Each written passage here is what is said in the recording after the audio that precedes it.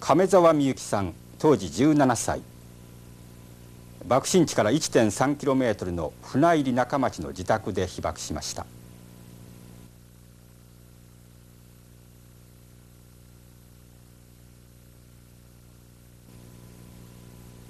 亀澤さんは幸い助かりましたが、15歳の妹は建物疎開作業に出ていて亡くなりました。亀澤さんは現在愛知県原水爆被災者の会の婦人部長を務め、原爆式集の編集を中心になって行っています。また自身も自らの体験をもとにした作品を発表し、執筆活動を通して反核平和を訴えています。下の妹ね、8月6日は休みになったわけ。そうすると母がね、今物がないでしょう、だから買い出しに行こうって、祇園の方へね、そういうそのことを急に思いついて、で8月の5日は明日は買い出しに行くと、朝6時に起きていくと、そういうもうみんなでこう決めちゃったわけです。ところがその空襲警報が出るんだよね。そしてそのうちにね、この上の妹がね、いや無断で休めないって言い出したね。でみんながこの非常時だから汗水垂らして働いてるのに、自分だけがそういうことはできないと。だから一応先生に断ってくるからとこ行ってね、出て行ったのね。それが警戒警報解除がね、あれがね、私はその8時頃だと思ったけれども、調べてみると7時32分だよね。だからその時はもうすでにいなかったから、そしてもうその前に出て行ったと思う。それで作業現場は雑魚場町という市役所の裏。そしたらね、先隣のおばさんがね、防火用水の水を変えるから手伝ってくれって言ってきた。で防火用水の水はすでにこう汲み出してあって、そこにこのぐらい残っとったね。でそれを両方から12の3でこうこぼすまでになっとったわけ。こぼすまでにね。そしたらで今度は妹が、下の妹がおるわけでしょ。でそれも母にね、ピンを買ってきてくれって言われとるのにね、全然動かんのだね。でそこで1、2の3でカエルのを立って見てるわけね。そしたら金魚が2匹いてね、今も私は思うけど、あんなぐらい綺麗なものを見たのは今も覚えがないよね。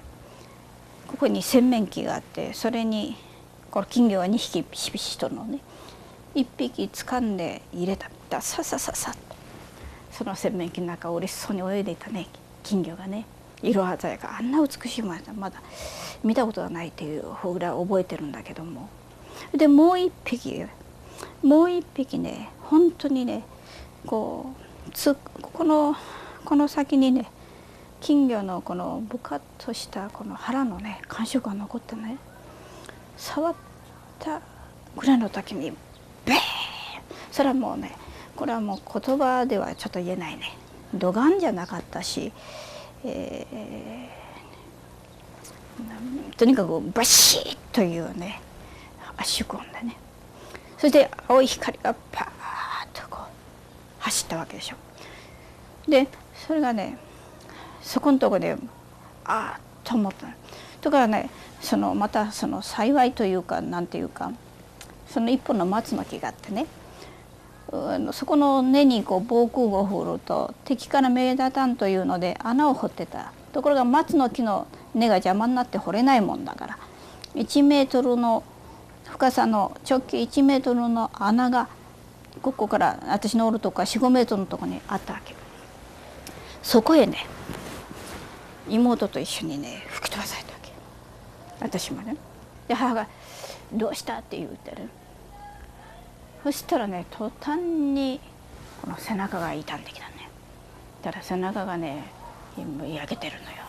私こう吹き飛ばされ、それでエヴァのね陸軍病院まで行くわけよ。でエヴァナはすごかったですよ。で私らが一番早いと思ったんですよ。私もすぐだから2キロぐらいだから。とかもうすでにいっぱい行ってて、また後からどんどん来るんだね。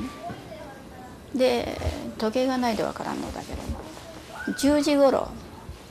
一人のもうずぶ濡れの原爆にずぶ濡れになった女学生が転がり込んで初めてその広島の全滅になっとるいうことがね分かった。でそれがだからそしたら私の妹はそっちおるわけでしょ。でどうなったかいうことでしょうね。だからみんながね心配したんですよね。だけどどうしようもないと。でも機敏な子だからどっか逃げとるだろうとかねそういうふうに思ってましたね。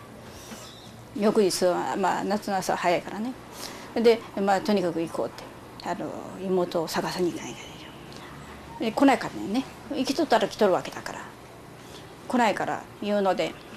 それがまた不思議なこれこそは奇跡だ。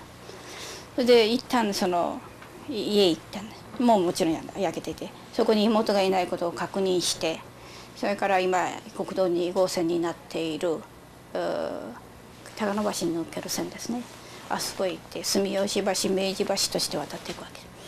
ところがもう住吉橋まで行ったらもう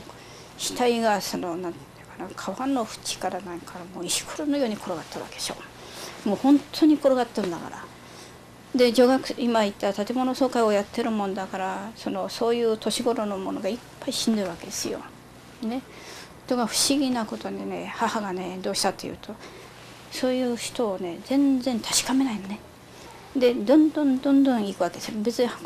走ってはいなかったけどもとにかく私は前の日に怪我してたから母にねついていくのが偉かったしんどかった。そしてね電鉄のところへ来た時にねそこで初めて私たちはね救援のトラックを見たんですよ。それで母が初めてそこで足を止めてねそして、うちの絵に子って言うとったんだけれどもそのいきさつはここに書いてあるんだけどそれはおらんかっちでおらんって言ったらね足元からねお母ちゃんって言った本当に。そしてそれどうしとったかというとねこうタンガンに乗せてね戸板やそういうもの乗せてこう並べてそれを片一方からこうトラックに積むからね片一方からこう積むっていうふうにしたってねで今こう一人積みおるわけねでここにおるわけでしょ。だからもうちょっと遅かったらこれはトラックに積み込まれたら本当に危機一髪というかジャストミートというかね親と子のその絆というのは恐ろしいなと思ったんですね。私はものすごいもんだなと思って呼んどったんでしょ子供がきっとね母親を。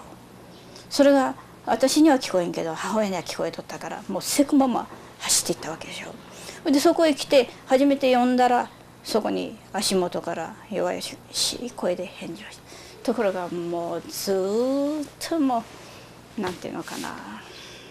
丸焼けっていうか赤むけっていうか黒焦げっていうか言いようがない姿になって。だから、原爆っていうのはね私はその時の体験もひどいけれど後からの生きてる頃ね私もこれに書いてるけれども死ぬも地獄生きるも地獄っていうけど本当に生き残ったものも障害を引こじて生きるわけでしょう。しかもねまだ被爆者に対してね、これは日本人ばかりでもないんだけどもそういうものに対して何の援護の手も出さんっていうのはねこれはもう許せん話よねと思うんですよ。戦争は終わってないですよ戦後はね。